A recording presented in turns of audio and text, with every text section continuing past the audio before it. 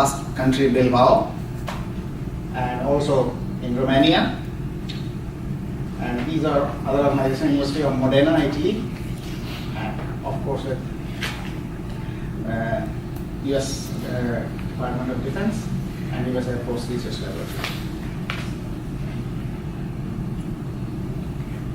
Okay, again, what we are discussing is our own views, and it has nothing to do with any organization. We are working with that. Neurodegenerative diseases, the list is long. At the moment, we focused on Alzheimer and Parkinson, and we are using the same mixture of well-balanced composition of neurotrophic factors with active peptide fragments. The drug is known as Cerebrolizin, and it is manufactured in Austria, and it is being in clinical trial in the United States and all over the world. Okay. So, since I'm talking about brain, and I must tell you that we have dysfunction in Parkinson disease in the. Somebody disconnected it before you go off. Okay. Well, substantia nigra and striatum, where due to chemical release, the problem occurs, and this is the first example showing that the blood-brain barrier is also increased in Parkinson's disease, a feature that was not very well known earlier. And here you can see that similar cases like Alzheimer, we have these.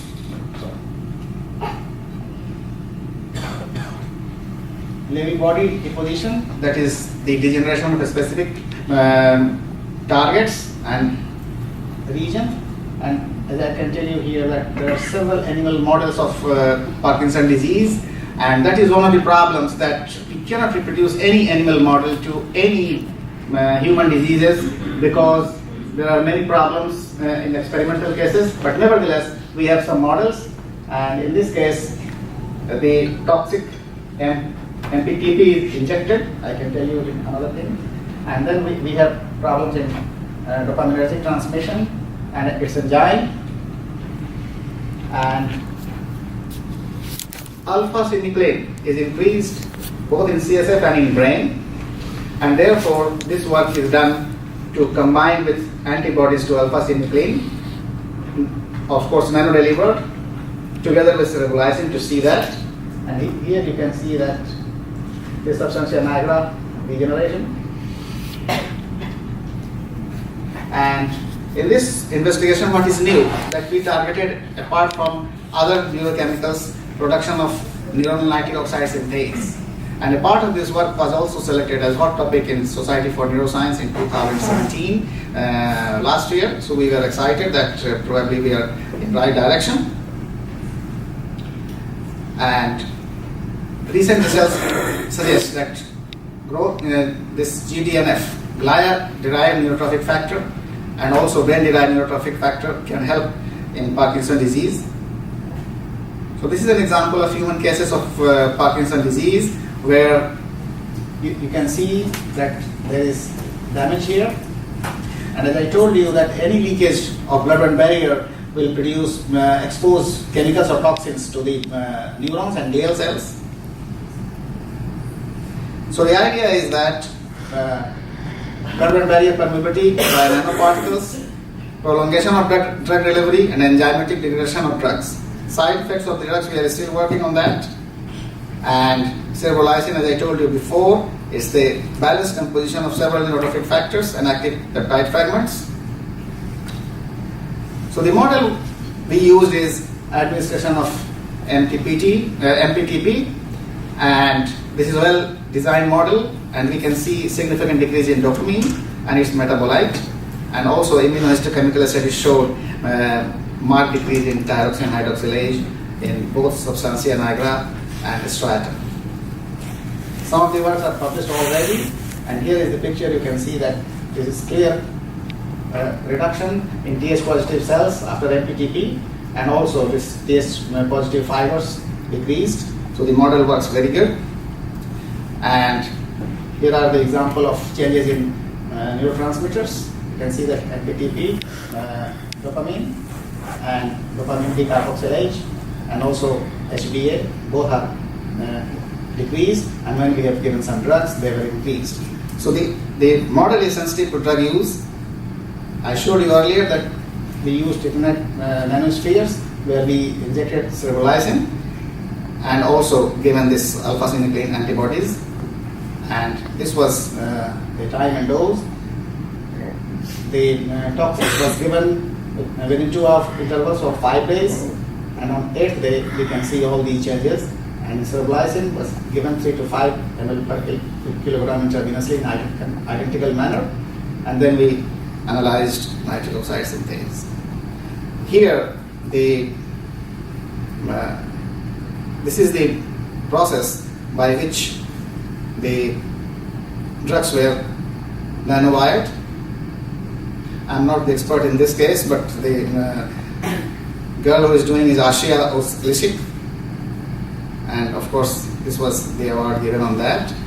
So what we believe that Parkinson's disease produces free radical production, and therefore in this investigation we used nitric oxide synthase upregulation. And this is the protocol, and here you can see that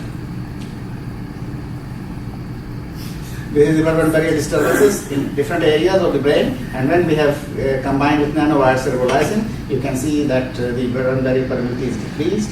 Also here, the on functional analysis, rotor formation, and you see that nanowired cerebrolizin really enhanced the rotor performance, whereas the toxic has really decreased in this model.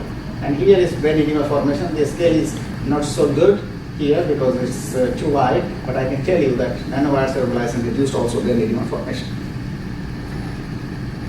And this picture I have shown the same, that nanowired cerebrolizin has elevated dopamine decarboxylase, HBA levels, and also TH positive cells here, and also here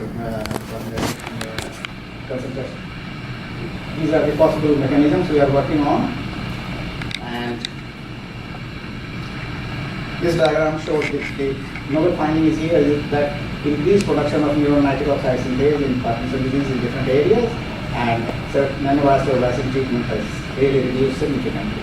And these are the graphic representation of effect of nanowired cerebrolizin here.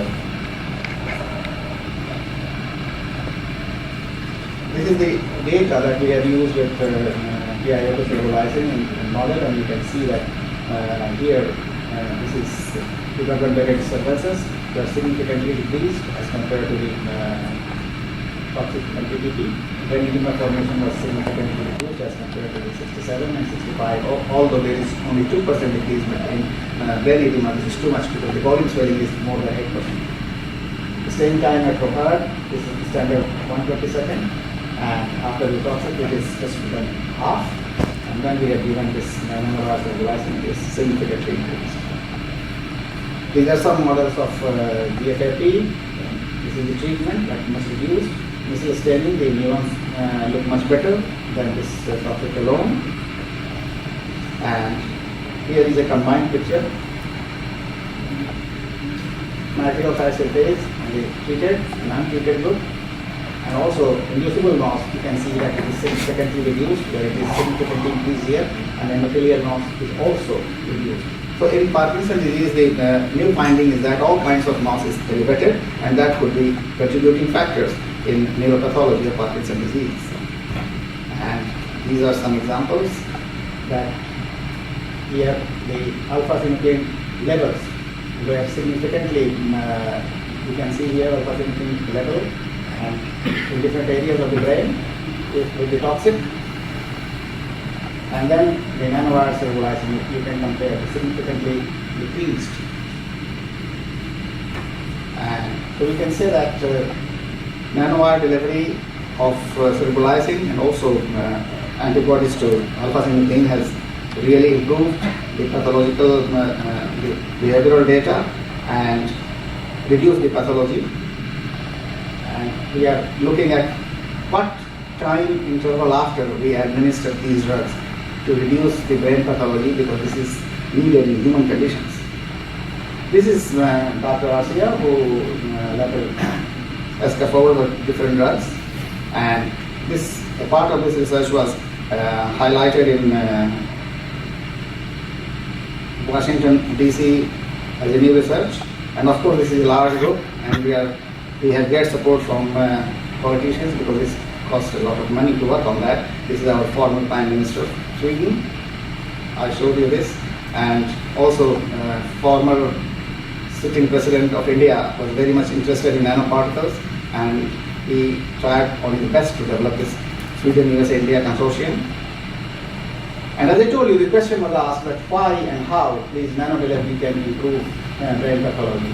And this is one of the cartoons published in 2015, based on all our investigations and available literature, that these nanowires tagged with drugs, they can pierce the endothelial cell membrane without damaging them and can release their content across the brain fluid microenvironment and also the intracellular level here.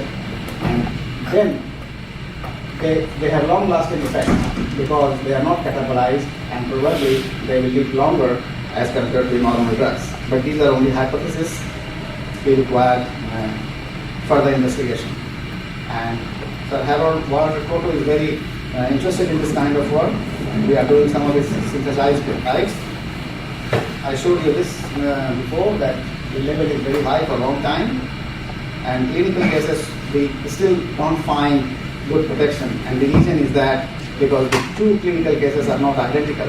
So that's why we are working with comorbidity factors. What will happen if hypertension is associated with that, diabetes is associated with that, or even traumatic brain injury, because these things are not well established when we design a clinical trial of any drug. And that is one of the reasons that clinical trials of drugs fail so far. This is Dr. Shelley. He is the inventor of short CR peptides, and we are working on that. This I showed you before, and also we are happy that nanowire technology. There are two from Uppsala University, two innovations. One innovation got this Global Technology Award, and the other is a simple innovation, but we are happy for this.